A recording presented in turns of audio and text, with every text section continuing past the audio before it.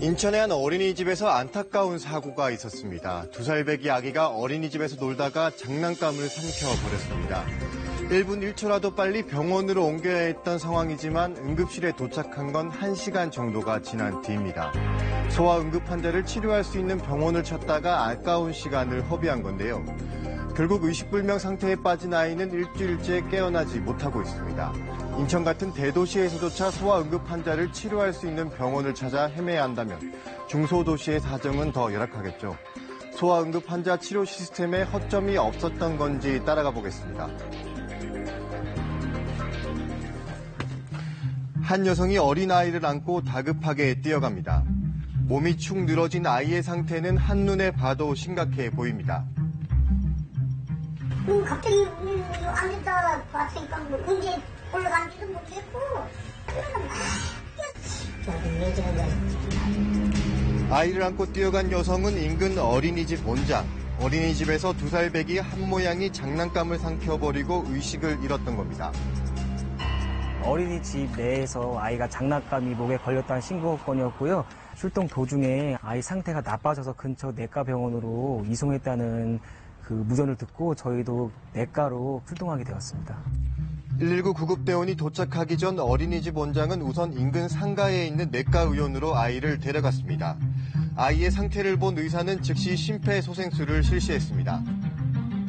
20분 안에 하나가 사망할 가능성이 있다고 생각을 했죠. 너무 심각해 보였기 때문에 환자가 들어올 당시부터 완전히 온몸이 다 처져 있었고 그다음에 의식이 전혀 없는 상태였기 때문에 심폐소생술을 시행을 했죠.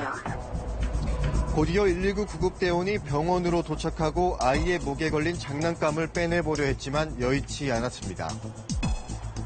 현장에서 최대한 기도 이물질에 의한 폐쇄니까 기도 이물질 제거를 시도했는데 의사 선생님도 안 될 것 같다고 해가지고 이송을 하자고.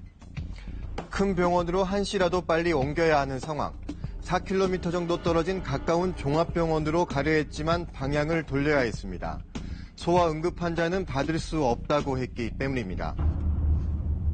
상황실 직원이 오늘 CPR 가능한지 물었는데 그쪽에서 영아 CPR이 불가능하다. 안 된다고 하는데 갈 수는 없잖아요. 그래서 뭐 이유까지는 안 묻고 일단 되는 병원을 최대한 빨리 섭외해서 그쪽으로 가지. 소아 전문의와 의료 장비가 없어 2살배기 응급 환자 치료가 어렵다고 했습니다. 저희는 이제 소아 응급 전문의가 없어요. 저희 쪽으로 괜히 오셨다가 시간만 지체하면은 더 안 좋으시잖아요. 그래서 바로 그냥 권역응급의료센터로 가시라고 안내를 해드린 걸로 제가 알고 있어요. 어쩔 수 없이 11km 정도 떨어진 다른 병원에 도착해 기도에 걸린 이물질을 제거하고 산소 치료 등을 받았습니다. 아이가 장난감을 삼킨 지 1시간가량 지난 뒤였습니다. 한장은 결국 내사 상태에 빠졌고 일주일이 지나도록 아직 의식을 회복하지 못하고 있습니다. 수치 말씀으로는 오늘이나 내일이 고비라고 하시더라고요. 내 같은 경우는 아예 뇌파 검사도 해봤지만 전혀 무반응. 심장은 조금씩 뛰지만 이제 수혈이나 기계나 그런 거 없이는 뛰지도 못하고요. 한영의 부모는 아침에 웃으면서 어린이집에 간 아이가 이런 사고를 당했다는 게 아직도 믿기지 않습니다. 통화한 지 얼마 안 됐죠. 8시 50분에 차가 와갖고 그 도착한 게 9시였을 텐데 이렇게 어처구니 없는 사고 날 줄은 꿈에도 몰랐고. 한영의 부모는 사고 당시 응급처치가 지체된 걸 원망합니다. 어린이집에서 사고가 난 건 오전 10시 38분쯤. 119에 최초 신고가 접수된 건 10시 50분입니다. 쓰러진 게 38분이라고 하더라고요. 119에 이제 신고된 거는 10시 50분이라고 들었고 그러면 10분이 넘는 시간 동안 뭐를 했는지. 시간이 계속 지체되는 와중에 4km 떨어진 가까운 병원을 두고 2배 이상 더 먼 병원으로 아이를 옮겨야 했던 상황이 이해가 가지 않는다고 합니다.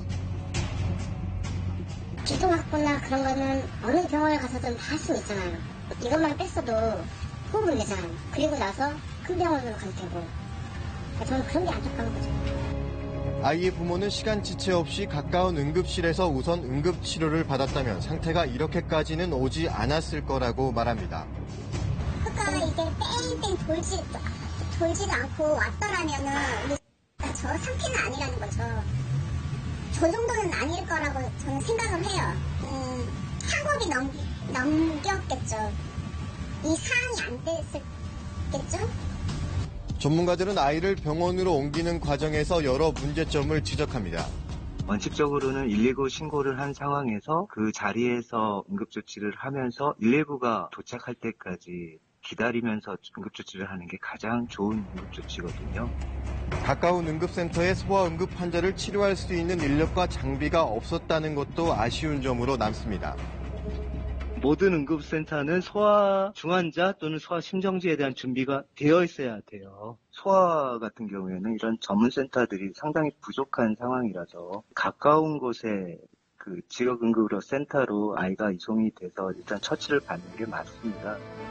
인천 같은 대도시에서조차 2살 배기 아기가 치료를 받을 수 있는 병원을 찾아 헤매야 했던 상황.